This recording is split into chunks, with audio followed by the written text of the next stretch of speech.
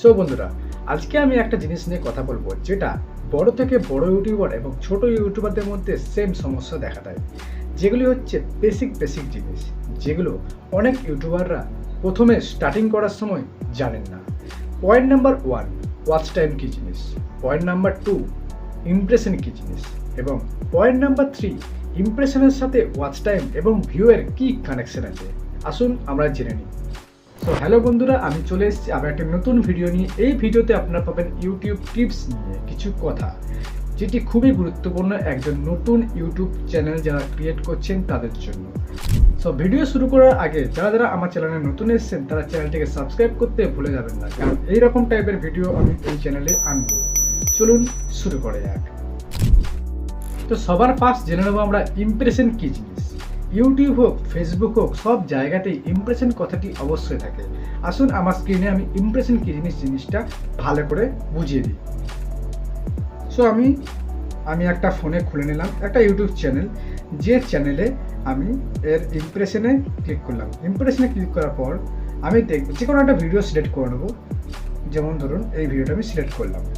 দেখুন, ইমপ্রেশন সরাসরি ভিউয়ের ওপর ডিপেন্ডেবল। ইমপ্রেশন না এলে ভিউ আসবে না, আর ভিউ আসলে মানে ইমপ্রেশন অবশ্যই আসছে। ইমপ্রেশন জিনিসটা কি, আসুন আমরা স্ক্রিনে দেখিয়ে দিই। দেখুন, এই ভিডিওটার ইমপ্রেশন আছে 125, মাত্র 125 ইমপ্রেশন। মানে হচ্ছে নতুন ভিউয়ার্সদের কাছে এই ভিডিওটি বেশি করে পৌঁছায়নি। এক মিনিট, ইউটিউব মাত্র 125টা ইমপ্রেশন দিয়েছে। মানে হলো ইউটিউব নিজে এই ভিডিওটি 125টা লোকের কাছে মাত্র পাঠিয়েছে, নিউ ইমপ্রেশন মানে নিউ ভিউয়ারদের কাছে পাঠিয়েছে। তাহলে 125টা যদি ইমপ্রেশন হয় তাহলে ভিউ কত আসতে পারে? আন্দাজ 20-30। হ্যাঁ বন্ধুরা, মোটামুটি এর ভিউ এসছে, আমি দেখি 123টা ইমপ্রেশন থেকে 125টা ইমপ্রেশন থেকে আপনার ভিউ এসছে মাত্র 8টা। তার মানে হচ্ছে ইমপ্রেশন না পেলে ভিউ কখনোই আসবে না। তো আরেকটা ভিডিও দেখে দিই, যেখানে ইমপ্রেশন প্রচুর হাই, সেখানে ভিউ হাই হবে। তো আমি একটা ভিডিও সিলেক্ট করলাম, এই ভিডিওটাই আমি ইমপ্রেশনে যাই। ইমপ্রেশন দেখুন প্রায় 8 লাখ। তার মানে হচ্ছে এই ভিডিওটি যদি 8 লাখ ইমপ্রেশন হয় তাহলে আমার ভিউও ভালো রকমই আছে। তো দেখিনি ভিউ কত আছে, প্রায় 59,000। এই ভিডিওটা 59,000 ভিউ। মানে হচ্ছে ইমপ্রেশন হাই গেছে বলেই আমার এখানে ভিউ 59,000 এসেছে। তাই দেখুন, ইমপ্রেশন একটা জিনিস, ইমপ্রেশন কিন্তু ইউটিউব সবসময় সব ভিডিওতে পাঠাবেন না। কোন ক্ষেত্রে পাঠাবে সেটি আমি আগে জানবো। তো ইমপ্রেশন জিনিসটি কি কি? প্রথম হচ্ছে ব্রাউজ ফিচার্স, এবং দ্বিতীয় হচ্ছে ইউটিউব সাজেস্টেড। আমি আপনাদের দেখিয়ে দিই। দেখুন, এই ভিডিওতে সাজেস্টেড ভিডিও লাস্ট 48 ঘন্টায় সাজেস্টেড ভিউ আছে। এক মিনিট, সাজেস্টেড ভিউ আছে এখানে, এই যে সাজেস্টেড ভিডিও আছে 22টা। মানে ইউটিউব দুদিনের লাস্ট 48 ঘন্টার মধ্যে 22 জনকে সাজেস্ট করছে। এবং ব্রাউজ ফিচার্স এটিও পড়ে আমাদের ইউটিউব সাজেশনের মধ্যে, এই দুটো পড়ে। এই দুটো একমাত্র পড়ে ইউটিউব সাজেশনের মধ্যে, সাজেস্টেড ভিডিওস এবং ব্রাউজ ফিচার্স। এছাড়া যেগুলো আছে ইউটিউব সার্চ, এটি কোনো ইউটিউব সাজেস্টের মধ্যে পড়ে না। আদার্স ইউটিউব ফিচার্স এবং ডাইরেক্ট এবং আননোন শুধুমাত্র পড়বে হচ্ছে আপনাদের এই suggested video and browse features ইমপ্রেশনের মধ্যে।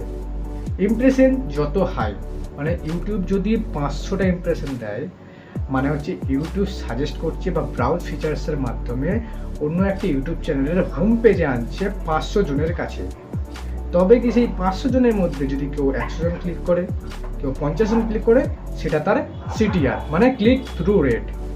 সো এবার আমরা দেখে নেব ওয়াচ টাইম কী জিনিস। ওয়াচ টাইম মানে হচ্ছে, আমি স্ক্রিনে দেখাই, এই যে ওয়াচ টাইম, এখানে আমি এঙ্গেজমেন্টে যাব। এখানে গিয়ে দেখুন ওয়াচ টাইম দেখাচ্ছে 2.1K, মানে হচ্ছে 2100 ঘন্টা। মানে হচ্ছে আপনার ধরুন একটা 5 মিনিটের ভিডিও 100 জন দেখছে, 5 মিনিটের ভিডিও 100 জন দেখছে, তাহলে 5 × 100 মানে 500 মিনিট। আপনার 500 মিনিট কমপ্লিট হলো। 5x100 এবং 500 মিনিট মানে কত ঘন্টা হচ্ছে সেটা হচ্ছে আপনার ওয়াচ টাইম। ঠিক আছে, এইভাবে ওয়াচ টাইমটা কাউন্ট হয়। 100 জন দেখছে আপনার 1 মিনিট করে ভিডিও, সাপোজ ধরে নিন 1 মিনিটের একটা ভিডিও, পুরো ভিডিওটা দেখছে, মানুষ পুরো ভিডিওটা দেখছে, তো 100 জন দেখছে, তাহলে ওয়াচ টাইম কত হবে? 100 ইন্টু 1 মানে হচ্ছে 100 মিনিট, মানে আমরা প্রায় 1 ঘন্টা 20 মিনিট হলো আপনার ওয়াচ টাইম। এইভাবে ওয়াচ টাইম কাউন্ট হয়। যদি আপনার 5 মিনিটের ভিডিও, কেউ 1 মিনিট, কেউ 2 মিনিট এইভাবে দেখছি, যদি 50 জন 1 মিনিট এবং 50 জন 2 মিনিট করে দেখে, তাহলে হচ্ছে আমরা কি 50 ইন্টু প্রথমে যে 1 মিনিট করে মানুষগুলো দেখেছিল তাদের 50 মিনিট এবং বাকি যে 50 জন 2 মিনিট করে দেখেছে তাদের 50 ইন্টু 2 মানে 100 মিনিট। টোটাল হলো আপনার 100 প্লাস 200 মানে 300 মিনিট। আপনার ওয়াচ টাইম হলো 300 মিনিট এবং সেটি হলো মানে সেটিকে 300 মিনিট থেকে ভাগ করলে আপনার যে ঘন্টাটা দাঁড়ায় সেটা হচ্ছে আপনার ওয়াচ টাইম। ইউটিউবের মতো ফেসবুকও সেম জিনিস আছে, আমি আবার স্ক্রিনে আমি দেখিয়ে দিই আপনাদেরকে। দেখুন আমার কাছে একটা চ্যানেল আছে, যে চ্যানেলটিতে আপনার ইমপ্রেশনস আছে 9.1K, যেটা আপনার 28 দিনে, লাস্ট 28 দিনে 9.1K মানে হচ্ছে আপনার 9100 জনের কাছে ইমপ্রেশন গেছে।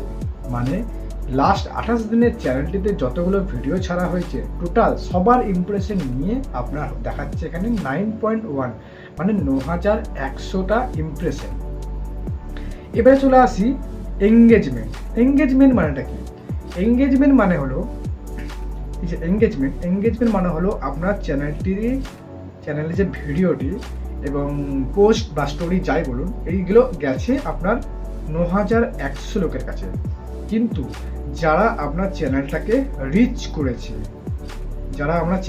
রিচ করেছে এবং আপনার চ্যানেলটিতে কোনো একটা রিঅ্যাক্ট করেছে, সেটা হতে পারে লাইক, সেটা হতে পারে কমেন্ট, সেটা হতে পারে যে কোনো রকমের রিঅ্যাক্ট, যে কোনো রকমের এঙ্গেজমেন্ট থাকলেই সেটা এই এঙ্গেজমেন্টে কাউন্টে আসবে। ঠিক আছে, ধরুন আপনার কাছে 100 জনের কাছে ভিডিওটি গেল, কোনো একটা ভিডিও 100 জনের কাছে গেল এবং সেই 100 জনের মধ্যে 50 জন আপনার চ্যানেলটিতে কিছু একটা করলো, যেমন লাইক বা শেয়ার বা কোনো রিঅ্যাক্ট যেটা করলো, সেই যতজন করবে সেই কাউন্টটা এই এঙ্গেজমেন্টে আসবে। লাস্ট 28 দিনের মধ্যে আপনার যতগুলো ভিডিও আছে সেখানে আসবে। ঠিক আছে, এই রিপোর্টটা হচ্ছে 1 মাসের রিপোর্ট, মানে 28 দিনের রিপোর্ট। এবার চলে আসি আপনার থার্ড অপশানে, যেটা হচ্ছে আপনার এই যে 3 second video views. 3 second video views. এবার দেখুন 3 সেকেন্ড ভিডিও ভিউজ মানে কি? মানে আপনার ভিডিও, ধরুন একটা ভিডিও ছেড়েছেন, যেটা শর্টস হোক বা স্টোরি হোক যাই হোক, যেটি আপনার 1 মিনিট বা 50 সেকেন্ড বা 30 সেকেন্ড, আমি 30 সেকেন্ড ধরেই চলছি, 30 সেকেন্ডের একটা ভিডিও, আপনার ভিডিওটি 3 সেকেন্ড দেখেছে এরকম মানুষ কজন আছে? যে ফার্স্ট 3 সেকেন্ড ভিডিওটি চলতে চলতে স্কিপ করেনি, আটকেছে, আপনার স্ক্রোল করতে করতে যেখানে আটকেছে সেই ভিডিওটি আপনার, এবং সে 3 মিনিট আপনার ভিডিওটাকে ওয়াচ করেছে, এটাকে বলা হয় 3 সেকেন্ড ভিডিও ভিউজ, যেটা আছে 2.4K লাস্ট 1 মাসের মধ্যে। এবং নেট ফলোয়ার্স তো আমরা বুঝতেই পারছি, নেট ফলোয়ার মানে হচ্ছে আপনার কতগুলো ফলোয়ার্স এসছে লাস্ট 1 মাস, মানে হচ্ছে 28 দিনের মধ্যে, এটাকে বলে নেট ফলোয়ার্স। আশা করি আপনারা বুঝতে পেরেছেন ইমপ্রেশন কী জিনিস, এঙ্গেজমেন্ট কী জিনিস এবং 3 সেকেন্ড ভিডিও ভিউজ কী জিনিস। তো এই যে 3 সেকেন্ড ভিডিওর ভিউজ আছে না, যে 3 সেকেন্ড ভিডিও যে ভিউজ আছে, এইটা যত হাই থাকবে আপনার ইমপ্রেশনটাও খুব ফাস্ট এগোবে ওপর দিকে এবং আপনার এঙ্গেজমেন্টও হাই হবে। মানে এইটা এক ধরনের ইমপ্রেশনকে বাড়ানোর জন্য কাজে লাগে।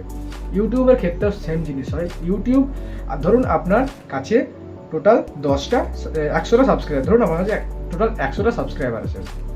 যখন আপনি কোনো ভিডিও ছাড়বেন, ইউটিউব ফার্স্ট আপনার 50টা সাবস্ক্রাইবার কাছে আপনার সেই ভিডিওটি পাঠাবে এবং 50টা সাবস্ক্রাইবারের মধ্যে যদি তারা ভালোভাবে রিঅ্যাক্ট দেয়, মানে লাইক করলো, কমেন্ট করলো, এরকম যদি থাকে, তবে গিয়ে ইউটিউব পরবর্তী 50 জনের কাছে বা পরবর্তী 100 জনের কাছে নতুন ভিডিওটি পাঠাবে।